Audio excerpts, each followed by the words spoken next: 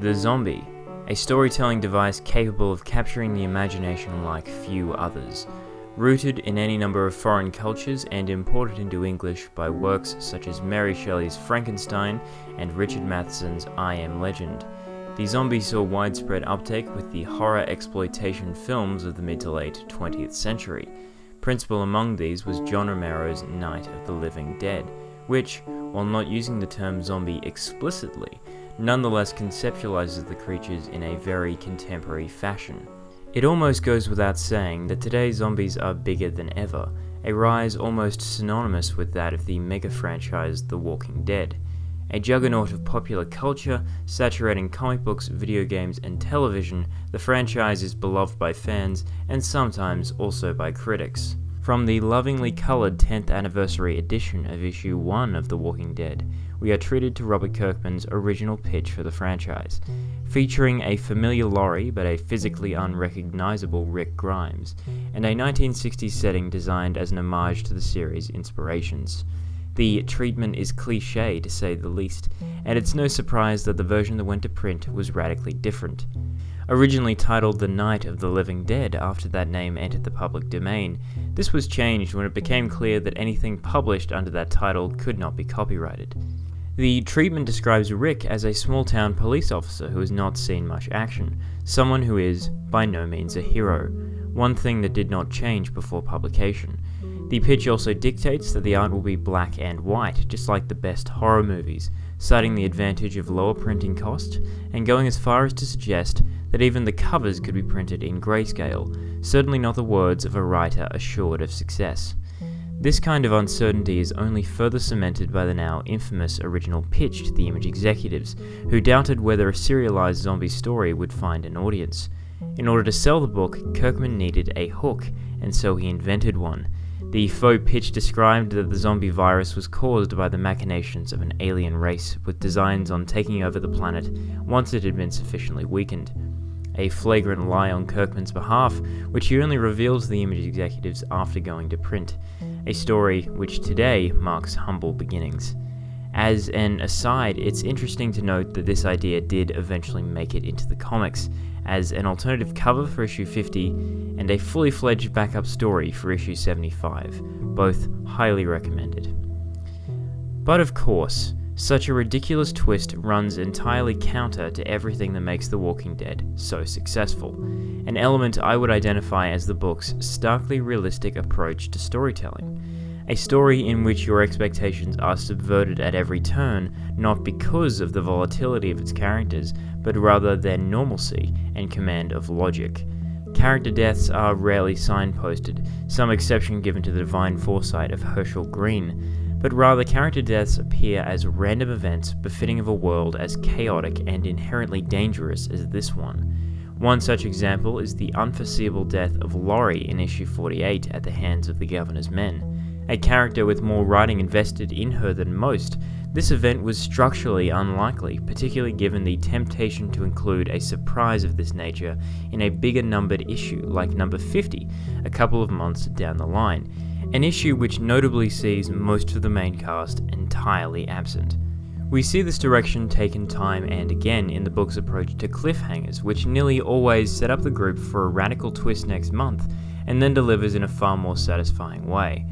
Take the end of issue 129, in which the newcomers to Alexandria discover Negan and appear to sympathize with his sob story, the next issue beginning with the group immediately dismissing him as a liar, or the end of issue 140, in which Negan's cell door is left open only for Rick to find him patiently sitting inside at the start of the follow-up. And these subversions are not contrarian for their own sake, but rather serve as a reminder of the actual intelligence of the characters and the trope-driven nature of many mass-market stories.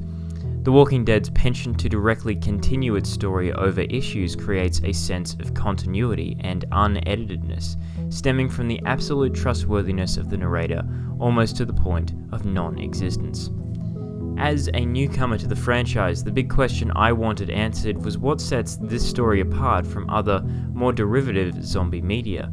Just as Shelley's Frankenstein serves as a metaphor for a monstrous birth, and Romero's Night of the Living Dead must be understood with regard to the volatile political climate of the day, The zombies of The Walking Dead could easily be said to represent a contemporary fear of overpopulation and the accompanying famine, the cannibalistic nature of the creatures adding a grim, new dimension to this phobia.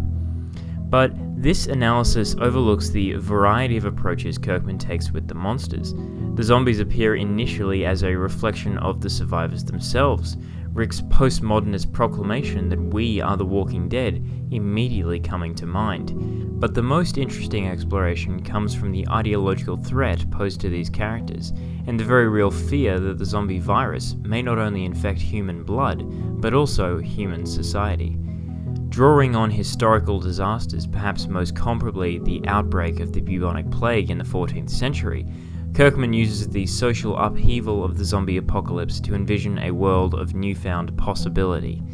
The death of 1/3 of the human population of Europe beginning in 1347 saw the value of life fall dramatically, historian Samuel Cohn Jr. arguing that life's newfound brevity caused outbreaks of violence in the form of warfare, crime, and popular revolt. Yet the plague was also noteworthy for dismantling the archaic power structures of feudalism, responsible for concentrating wealth among the richest families, while creating vast impoverished underclasses. Fewer workers meant higher wages and a far more egalitarian society.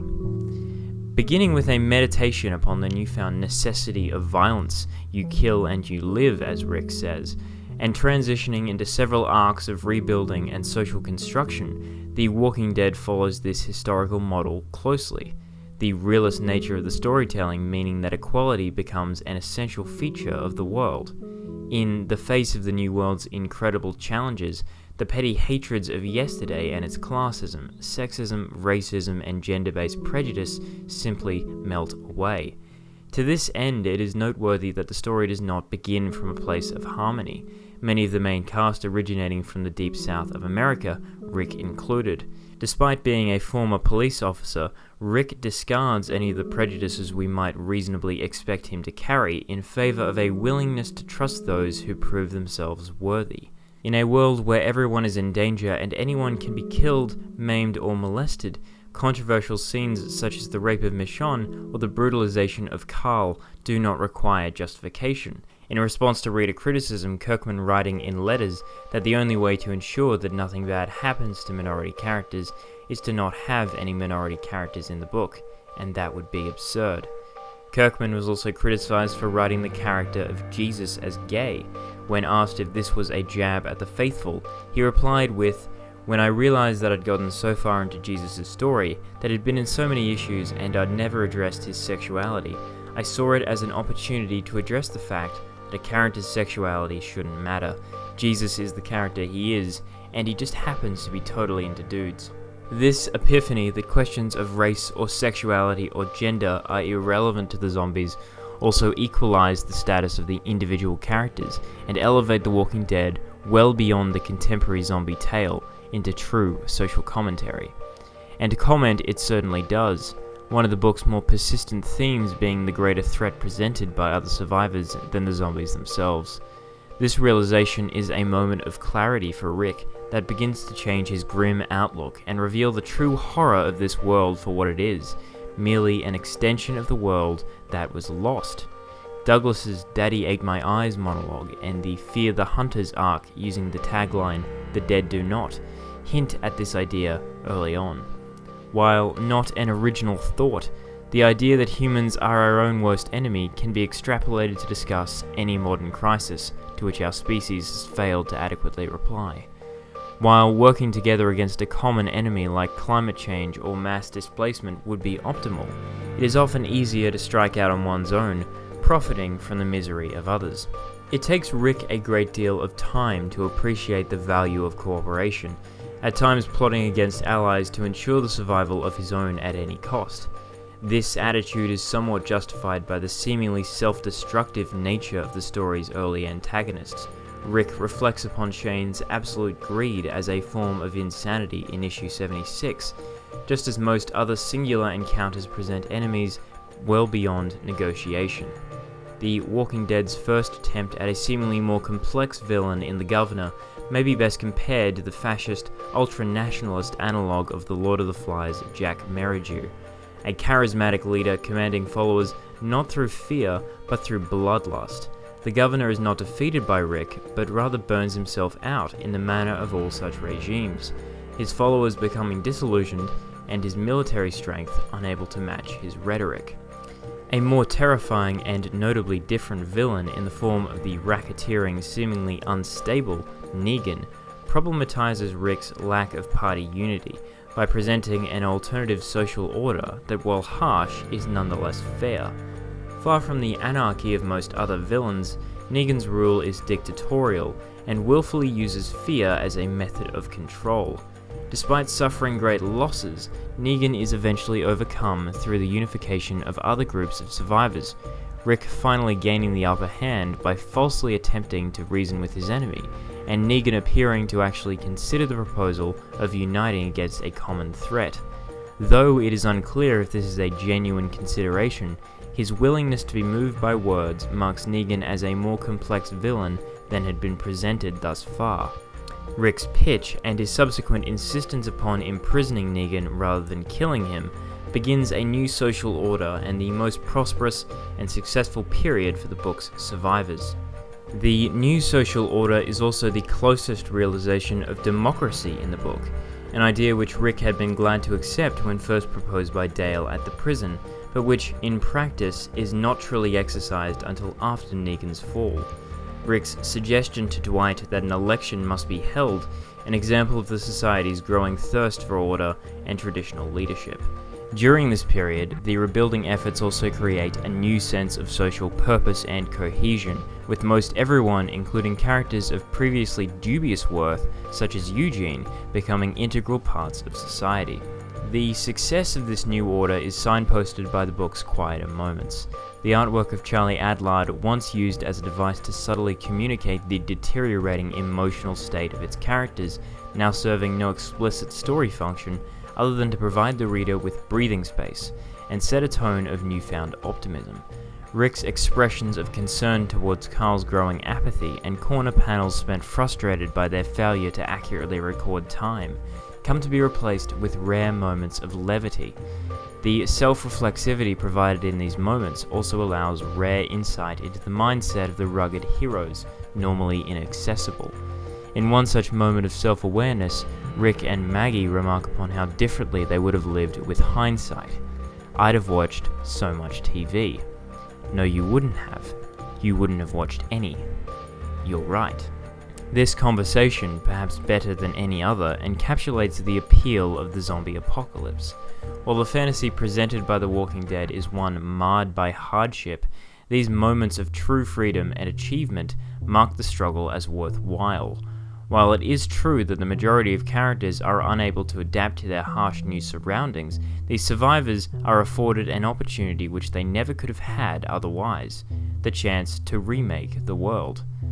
The question then for The Walking Dead becomes, how much human potential does the slow pace of our society cost us? This question is never more pertinent than in the backgrounds of Michonne and Andrea, who both mention their past careers as law clerks, a profession of questionable importance in any timeline. Failing the end of the world, it seems unlikely that either heroine would have achieved their true potential as two of the story's most capable characters and the physical equal of any opponent. While a transformation of this kind is no doubt part of the fantasy of such writing, the liberation of these characters from senseless bureaucracy places the blame for silencing their true potential squarely at the foot of the old world. Michonne's discussion of the glorious nature of life at sea, another moment of quiet reflection unimaginable in an easier society. The nature of The Walking Dead's evaluation of different social models, ultimately leading to a familiar democratic structure, does present a unique storytelling problem moving forward. The Volume 24 arc, Life and Death, introducing an entirely unique ideological threat for the survivors in the form of Alpha and her Whisperers, a group that could be mistaken for anarchists.